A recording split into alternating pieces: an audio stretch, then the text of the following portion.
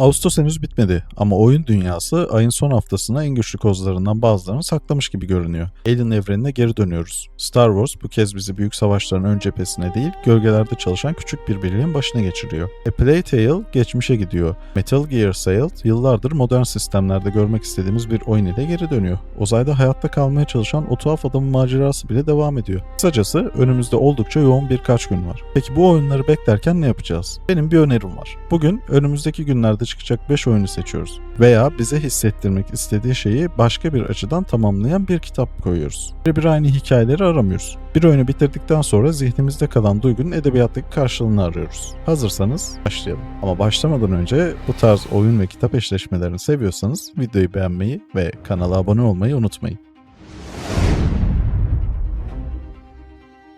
İlk oyunumuz Alien Freetime Elite 2. Oyun 22 Ağustos'ta çıkıyor ve bizi bir kez daha Alien evreninin sömürge askerlerinin arasına bırakıyor. Bu kez 4 kişilik bir birlikte sayıları giderek artan uzaylı sürülerine karşı mücadele edeceğiz. Oyunun temel düşüncesi oldukça açık. Tek başınıza kahraman değilsiniz. Küçük bir askeri birliğin parçasısınız ve karşınızda insanı sayı üstünlüğüyle ezen bir düşman var. Bu oyunun karşısına koyduğumuz kitap ise Yıldız Gemisi Askerleri. Bilim kurguya biraz ilginiz varsa kitabın adını mutlaka duymuşsunuzdur. İnsanlık başka gezegenlerde yayılmıştır ve karşısında kendisinden tamamen farklı bir düşman bulunmaktadır. Yuan Rico adlı genç bir adam orduya katılır ve kendisini insanlık ile böcekler arasındaki büyük savaşın içinde bulur. Burada Alien ile bağlantı yalnızca insanlar uzaylı yaratıklarla savaşıyor kadar basit değil. Asıl ortak nokta asker olmak. Çünkü Yıldız Gemisi askerleri savaşın ortasındaki tek bir kahramandan çok askerliğin insanlığı nasıl değiştirdiğiyle ilgileniyor. Eğitim, disiplin, emir vermek, emir almak, arkadaşlarını kaybetmek ve bütün bunların içinde insan kalmaya çalışmak kitabın merkezinde bulunuyor. Alien Freetime 2 de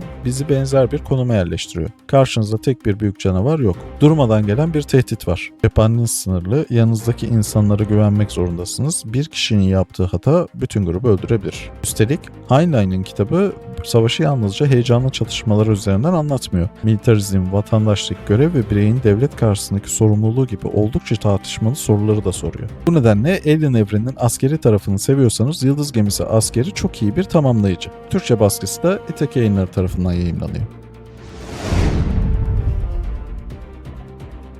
İkinci oyunumuz Star Wars Zero Company. 27 Ağustos'ta çıkacak oyun bizi koloni savaşlarının son dönemlerine götürüyor. Fakat bu kez Jedi ordularının veya dev savaş filolarının peşinden gitmiyoruz. Eski bir cumhuriyet subayı olan Hawks'ın yönettiği Zero Company adlı sıra dışı bir birliğin başına geçiyoruz. Ekibimizde klan askerlerden Mandalorian savaşçılara, keskin nişancılardan Jedi'lara kadar farklı kişiler bulunabiliyor. Görev sırasında kimi nereye göndereceğimize, hangi yeteneği ne zaman kullanacağımıza ve düşmanı nasıl yakalayacağımıza biz karar veriyoruz. Görevler arasında ise birliğimizi geliştiriyor ve topladığımız bilgileri kullanarak bir sonraki hamlemizi hazırlıyoruz. Yani burada mesele hızlı davranmak değil, doğru karar vermek. Bu yüzden karşısına Oscar Scott Card'ın Ender'in oyunu kitabını koyuyor. Ender henüz çocukken geleceğin askeri liderlerinden biri olması için seçiliyor. Savaş okulunda sürekli olarak yeni sorunlarla karşılaştırılıyor. Elindeki insanları tanımayı, onların güçlü ve zayıf yönlerini anlamayı ve karşısındaki düşmanın birkaç hamle önceden düşünmeyi öğreniyor. İki eser arasında elbette büyük bir fark var. Star Wars Zero Company yetişkin savaşçıların gerçek görevlerini anlatıyor. Ender'in oyunu ise çocukların askeri bir sistem tarafından nasıl şekillendirildiğini sorguluyor. Ama ikisinin merkezinde aynı soru bulunuyor. Bir savaşın sonucunu belirleyen şey gerçekten en güçlü asker midir yoksa onları doğru yöneten kişi midir? Ender'in oyunu savaş yönetimini yalnızca zeka gösterisine dönüştürmediği için de önemli.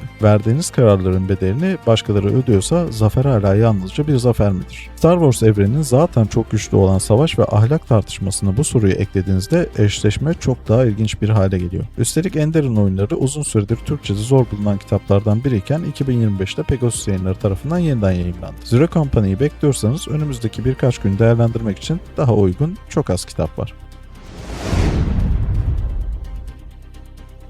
Üçüncü eşleşmede biraz daha farklı bir yere gidiyoruz. Resonance A Plague Tale Legacy. Oyun 27 Ağustos'ta çıkıyor ve A Plague Tale serisinde daha önce gördüğümüz dönemden yaklaşık 15 yıl öncesine gidiyor. Bu kez Sophia'yı yönetiyoruz. Sophia'nın yolculuğu onu Minotaur adasına götürüyor. Burada labirentlerden, eski Minos uygarlığından, Theseus efsanesinden ve geçmişten kalan gizemli bir lanetten izler görüyoruz. Oyun Orta Çağ ile çok daha eski Minos dönemini birbirine bağlıyor. Dolayısıyla burada sırf A Plague Tale adını gördüğümüz için veba hakkında bir kitap seçmek bana fazla kolay geliyor. Çünkü yeni oyunun asıl ilginç tarafı başka yerde. Minotaur, Theseus, Minos, Labirent. Bu yüzden kitabımız Jennifer Satane'den Ariadne. Ariadne, Girit kralı Minos'un kızıdır ve ailesinin hikayesinin merkezinde babasının yaptığı dev labirentlerde saklanan Minotaur vardır. Theseus Girit'e geldiğinde Ariadne'nin vereceği karar hem kendi kaderini hem de Theseus'un kaderini değiştirecektir. Jennifer Satane'in romanı bildiğimiz Yunan mitini yalnızca yeniden anlatmakla yetinmiyor. Hikayenin kenarında bırakılan kadınların gözünden bu efsanenin bedelini göstermeye çalışıyor. Rezonans ile bağlantı da tam olarak burada güçleniyor. Sofya'da geçmişin gölgesinde yaşayan bir karakter. Ada yalnızca gidilecek bir yer değil, geçmişte yaşananların bugünü belirlediği büyük bir bilmecenin parçası. Oyun ilerledikçe bir labirentin yalnızca taş duvarlardan oluşmadığını fark edeceğiz gibi görünüyor. Ariadne'de de labirent aynı şekilde çalışıyor.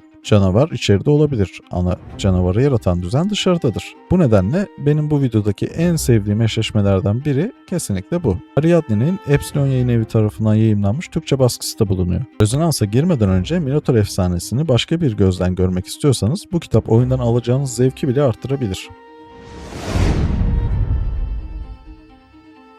Sıradaki oyun aslında yeni bir oyun değil ama birçok oyuncu için yıllardır beklenen bir geri dönüş. Metal Gear Solid Master Collection Volume 2 27 Ağustos'ta geliyor. Kit'in en önemli tarafı ise Metal Gear Solid 4 ve Metal Gear Solid Peace Walker gibi oyunların yeniden güncel sisteme taşınması, ayrıca Metal Gear Solid Babel'da ek içerikler arasında yer alıyor. Metal Gear denildiğinde aklımıza gizlilik geliyor fakat seriyi gerçekten özel yapan şey yalnızca düşmanı görünmeden ilerlemek değil. Metal Gear yıllardır devletlerin görünmeyen savaşlarını, istihbarat örgütlerini, askerlerin siyasi amaçlar uğruna kullanılan ve bir sana görev denildiğinde ne kadar ileri gidebileceğini anlatıyor. Bu yüzden burada bir askeri macera romanı değil bir casusluk romanı koymak gerekiyor. Bu yüzden kitabımız Soğuktan Gelen Casus. Hikayenin merkezinde Alec Limas vardır. İngiliz istihbaratı adına yıllardır çalışan Limas yorulmuştur. İnsanlarını kaybetmiştir, ülkesine dönmek ister ama teşkilat ondan son bir görev ister. Buradan sonra başlayan hikaye kimin kimi kullandığının giderek belirsizleştiği büyük bir siyasi oyuna dönüşür. Metal Gear'ı seven birinin bu dünyada kendisini oldukça rahat hissedeceğini düşünüyorum. Çünkü burada kimse tamamen iyi değildir. Devletlerin amaçları vardır. İstihbarat örgütlerinin amaçları vardır.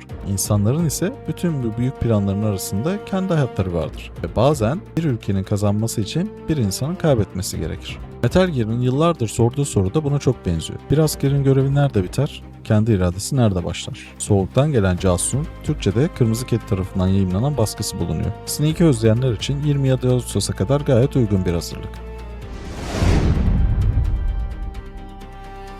Son oyunumuz ise bu listenin havasını biraz değiştiriyor. Çünkü uzayda ölmemeye çalışacağız. Ama bunu yaparken muhtemelen birkaç kez güleceğiz. Breath Edge 2 30 Ağustos'ta geliyor. İlk oyunun ardından macera bu kez daha büyük bir uzay yolculuğuna dönüşüyor. Farklı yıldız sistemlerini keşfediyoruz, kaynak topluyoruz, araçları kullanıyoruz, ekibimizi yönetiyoruz ve Breath Edge Corporation adlı şirketle uğraşıyoruz. Bir de oyumuz var. Çünkü Breath Edge hiçbir zaman tamamen ciddi bir oyun olmadı. Bölümün birkaç metre uzağında olabilirsiniz ama oyun yine de sizinle dalga geçmenin bir yolunu bulur. Bu yüzden karşısına koyacağımız kitap neredeyse kendisini seçiyor. Andy Weir'in Marslı romanı. Astronot Mark Watney bir görev sırasında Mars'ta yalnız kalıyor. Dünyadaki herkes onun öldüğünü düşünüyor. Watney'in elinde sınırlı yiyecek, sınırlı su, sınırlı oksijen ve dünyaya haber verebilmek için çözmesi gereken sayısız sorun var. Başka bir deyişle durum hiç komik değil. Fakat Watney komik. Marslı'yı benzer hayatta kalma hikayelerinden ayıran en önemli şeylerden biri de bu. Karakter korkuyor, hata yapıyor, ölebileceğinin farkında ama bütün bunlarla baş edebilmek için mizah kullanıyor. Breath Edge'in ruhu da burada. İkisi de uzayı romantik bir macera alanı olarak göstermiyor. Uzay sizi öldürmeye çalışan dev bir boşluk.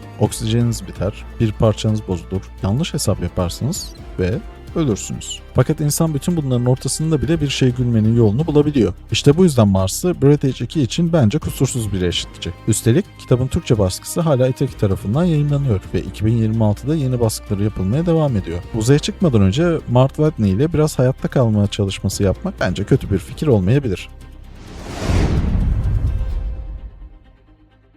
Ve böylece Ağustos'un son günlerinde bizi bekleyen 5 oyun için 5 farklı kitap seçmiş olduk. Aliens Free Time Elite için Yıldız Gemisi Askerleri, Star Wars Zero Company için Ender'in oyunu, Resonance A Plague Tale Legacy için Ariadne, Metal Gear Solid Master Collection Volume 2 için Soğuktan Gelen Casus ve son olarak Breath Edge 2 için Marslı. 5 oyun birbirinden oldukça farklı. Kitaplar da öyle. Ama eşleşmelerin amacı zaten oyunların hikayelerini kitaplarda birebir bulmak değil. Bazen aynı soruyu soran iki farklı eser yeterlidir. Bazen aynı dünyaya başka bir kapıdan girmek, bazen de oynayacağımız oyunun arkasındaki fikri biraz daha iyi anlamak. Şimdi sıra sizde. Bu 5 oyunun arasından en çok hangisini bekliyorsunuz? Ve siz bu oyunlardan birinin yanına başka bir kitap koyacak olsanız hangisini seçerdiniz? Yorumlarda konuşalım. Bir sonraki videoda görüşmek üzere.